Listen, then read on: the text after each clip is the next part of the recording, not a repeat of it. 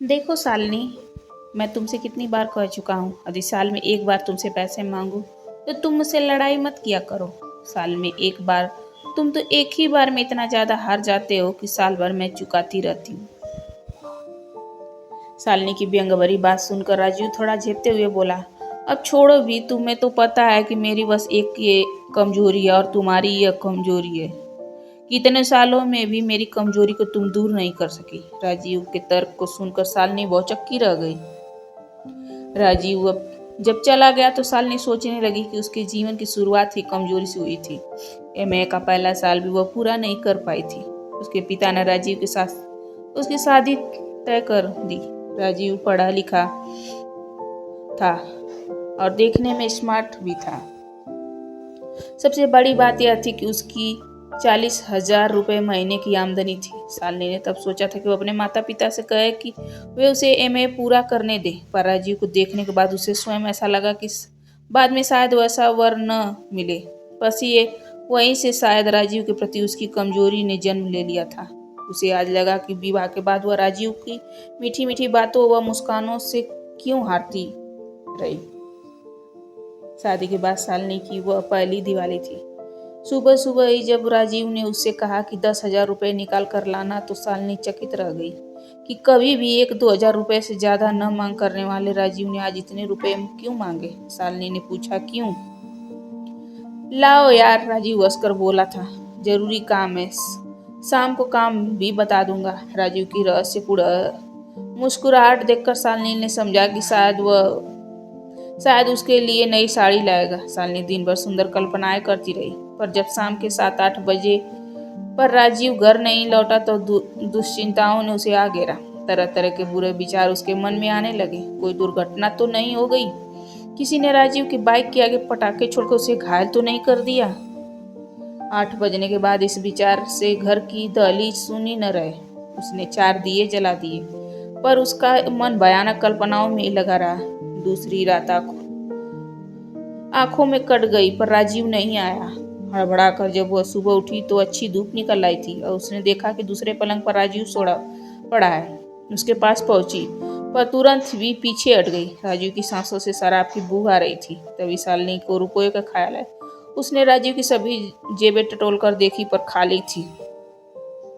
तो क्या किसी ने राजीव से शराब पिलाकर उसके रुपए छीन लिए? उसने सोचा, पर न जाने कितनी देर वक्त वहीं खड़ी खड़ी शंकाओं को समाधान को ढूंढती रही और आखिरी में यह सोचकर कि उठेंगे तब पूछ लूंगी, वह काम में लग गई। दोपहर के बाद राजीव जागा तो चाय देते समय शालिनी ने पूछा, कहाँ थे रात भर? डर के मारे मेरे प्राण ही सूख गए थे। तुम तो कुछ बताते ही नहीं। क्या तुमने शराब पीनी शुरू कर दी? वे रुपए कहाँ गए जो तुम किसी खास काम के लिए ले गए थे? शालिनी ने सोचा कि राजीव छेपेगा, शर्माएगा, पर उसे धोखा ही हुआ। शालिनी की बात सुनकर राजीव मुस्कुराते हुए बोला, धीरे धीरे एक एक सवाल पूछो भाई, मैं कोई साड़ी खरीदने थोड़े ही गया था। क्या? शालिनी चौंक कर बोली। चौंक क्यों रही हो? हर साल हम दिवाली के दिन ही तो बिगड़ते हैं।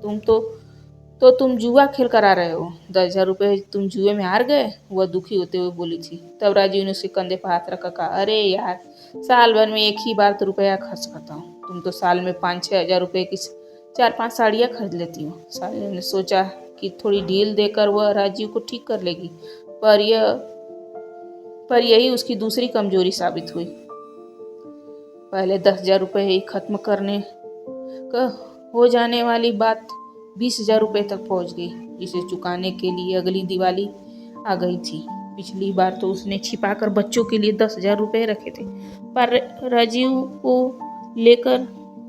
उन्हीं को लेकर चल दिया। जब राजीव रुपए लेकर जाने लगा तो शालिनी ने उसे टोकते हुए कहा था, कम से कम बच्चों के लिए इन रुपयों को छोड़ दो, पर राजीव ने उसकी एक न मानी। उसी दिन शालिनी ने सोच लिया था कि अगली दिवाली पर इस मामले को निपटा कर ही रहेगी। शाम को 5 बजे राजीव लौटा। बच्चों ने उसे खाली हाथ देखा तो निराश हो गए, पर बोले कुछ नहीं। शालिनी ने बता दिया था कि पटाखे उन्हें किसी भी हालत में दिए जलाने से पहले मिल जाएंगे। राजीव ने पहले कुछ देर इधर उधर की बातें की, फिर शालिनी से पूछा, क्यों? हमारी माँ के घर से आए हुए पटाखे यूं ही पड़े हैं ना? शालिनी ने कहा था, पड़े थे, हैं नहीं, क्या मतलब? ये मैंने काम वाली बाई के बच्चे को दे दिए, पर क्यों? उसके आदमी ने उसके रुपए छीन लिए थे। राजीव ने कुछ सोचा, फिर बोला, ओह तो यह बात है, घुमा फिरा कर मेरी बात पर उंगली रखी जा रही है। देखो राजू, मैंने आज तक कभी ऊंची आवाज में तुम्हारा विरोध नहीं किया। तुम्हें खुद ही मालूम है कि तुम्हारी आदतें क्या क्या गजब ढा सकती हैं। शालिनी की बात सुनकर राजीव झुंझला कर बोला, ठीक है, मुझे सब पता है। अभी तुम्हारा बिगड़ा ही क्या है? तुम्हें किसी के आगे हाथ तो नहीं फैलाना पड़ा ना? शालिनी ने कहा, यही तो डर है, कल कहीं मुझे काम वाली बाई की तरह किसी के और के सामने हाथ न फैलाना पड़े। ऐसा कहकर शालिनी ने शायद राजीव की कमजोर रग पर हाथ रख दिया था। वह बोला, बकवास बंद करो, पता भी है क्या बोल रही हो। जरा से रुपए के लिए इतनी कड़वी बातें क्यों कर रही हो? जरा से रुपए? तुम्हें पता है कि साल भर में एक बार शराब पीकर बेहोशी में तुम हजारों खो कर आते हो। तुम्हें तो बच्चों की खुशियां छीन कर दांव पर लगाने में जरा भी हिचक नहीं होती। हमेशा कहते हो कि साल में एक बार ही तुम्हारे लिए दिवाली आती है। कभी सोचा है मेरे और मेरे बच्चों के लिए दिवाली एक ही बार आती है? कभी मनाई है कोई दिवाली तुमने हमारे साथ? शालिनी के मुंह से ऐसी कभी बातें न सुनने वाला राजीव पहले तो अक्का बक्का खड़ा रहा, फिर बिगड़ कर बोला, अगर तुम मुझे रुपए न देने के इरादे पर पक्की हो तो भी मैं अपने मन के करने जा रहा हूँ। और जब तक शालिनी राजू से कुछ कहती, वह पहले ही मोटरसाइकिल निकालने चला गया। शालिनी सोचने लगी कि 11 सालों में वह नहीं समझ पाई कि हमेशा मीठे स्वरों में बोलने वाला राजीव इस तरह एक दिन बदल सकता है। कहीं राजीव दिवाली के दिन दोस्तों के सामने बेइज्जती हो जाने के डर से तो नहीं खेलता। लगता है कोई दूसरा तरीका ही अपनाना पड़ेगा, शालिनी ने तय किया। उधर मोटरसाइकिल निकालने जाता हुआ राजीव सोच रहा था कि वह क्या करे। पटाखे लाकर देगा तो उसकी नाक कट जाएगी। शालिनी रुपए भी नहीं देगी, उसे इसका पता था। अचानक उससे अपने मित्र अक्षय की याद आई। क्यों न उससे रुपए मिल जाए। वो मोटरसाइकिल बाहर निकाला था, तभी कहाँ जा रहे हो क्या की आवाज सुनकर राजीव चौंका। उसने देखा कि सामने अक्षय की पत्नी रमा और उसके दोनों बच्चे आ रहे हैं। भाभी, तुम आज के दिन कैसे बाहर निकल आई? उसने मन ही मन खींचते हुए कहा। पहले अंदर तो बुलाओ, सब बताती हूँ, अच्छी की पत्नी ने कहा। हाँ, अंदर आओ ना। अरे इंदु, प्रमोद देखो तो कौन आया। मोटरसाइकिल खड़े करते हुए राजीव बोला। इंदु प्रमोद भागे भागे बाहर आए। शालिनी की आवाज सुनकर बाहर आई। रमा भाभी, भैया कहाँ है? बताती हूँ, पहले यह बताओ कि तुम लोग एक दिन के लिए मेरे बच्चों को अपने घर में रख सकते हो? शालिनी ने तुरंत कहा, क्यों नहीं, पर बात क्या है? रमा ने उदास स्वर में कहा, बात यह है शालिनी कि तुम्हारे भैया अस्पताल में। परसों उनका एक्सीडेंट हो गया था। दोनों टांगों में इतनी चोटें आई हैं कि 2 महीने तक उठकर खड़े नहीं हो सकेंगे। और सोचो, आज दिवाली है। राजीव ने घबरा कर कहा, इतनी बड़ी बात हो गई, आपने हमें बताया तक नहीं। रमा ने कहा, तुम्हें तो पता है कि मेरे जेठ जेठानी यहाँ आए हुए हैं और वे अस्पताल में पड़े पड़े कह रहे हैं कि पहले ही मालूम होता तो उन्हें बुलाता ही नहीं। कहते हैं कि तुम लोग घर में रोशन करो। मेरा तो क्या, किसी का भी इस बात का मन नहीं मान रहा। राजीव और शालिनी दोनों ही चुपचाप खड़े रहे तो रमा फिर बोली, अब मैंने उनके भैया ने कहा कि हमारा मन तो नहीं है, तो वे कहने लगे मैं क्या मर गया हूँ जो घर में रोशनी नहीं करवाओगी? आखिर थोड़ी सी चोटें ही तो हैं, बच्चों के लिए तो तुम्हें करना ही पड़ेगा। मैं सोच रही थी कि क्या करूं, तुम लोगों का ख्याल आया तो बच्चों को यहाँ लेकर आई। तुम्हें कोई एतराज नहीं है तो? इंदु, जो रमा की बातें ध्यान से सुन रही थी, राजीव से बोली, पापा आप राकेश पिंकी के लिए पटाखे लाएंगे ना? राजीव चौंक कर बोला, हाँ जरूर लाऊंगा। राजीव ने कह तो दिया था, पर उसे समझ नहीं आ रहा था कि क्या करे। वह इसी उधेड़बुन में था कि शालिनी अंदर से रुपए लाकर उसके हाथों में रखती हुई बोली, जल्दी लौटिएगा। तब इंदु बोली, पापा आपको अपने दोस्त के घर जाना है ना?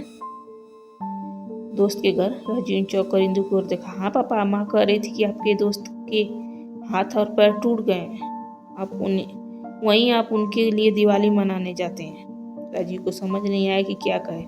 उसने शालिनी की ओर देखा तो वह मुस्कुरा रही थी। मोटरसाइकिल चलाते हुए राजीव का मन यही कह रहा था कि वह चुपचाप अपनी मित्र मंडली में चला जाए, पर तभी उसे अक्षय की बात आ जाती है। राजीव सोचने लगा कि एक अक्षय है जो अस्पताल में रहकर भी अपने बच्चों की दिवाली खुशियों के लेकर चिंतित है, और एक मैं हूँ जो बच्चों को दिवाली मनाने से रुक रहा हूँ। शालिनी भी जाने क्या सोच रही होगी मेरे बारे में। उसने बच्चों के से उनके पिता की गलती छिपाने के लिए कितनी अच्छी कहानी गढ़कर सुना रखी है। मोटरसाइकिल का हॉर्न सुनकर सब बच्चे भागकर बाहर आए तो देखो आतिशबाजियाँ और मिठाइयाँ लिए राजीव खड़ा है। प्रमोद कहने लगा, इंदु इतनी सारी आतिशबाजियाँ छोड़ेगा कौन? ये हम और तुम्हारी माँ छोड़ेंगे। राजीव ने कहा। दरवाजे पर खड़ी हुई शालिनी को देखा तो जवाब में मुस्कुरा रही थी। शालिनी ने शरारत से पूछा, रुपए दूं? अभी तो रात बाकी है। राजीव ने कहा, सचमुच दोगी? तो शालिनी डर गई। तभी राजीव ने शालिनी को देखते हुए बोला, मैं कह रहा था कि रुपए दोगी तो बढ़िया सा एक खाता तुम्हारे नाम से किसी बैंक में खुलवा दूं।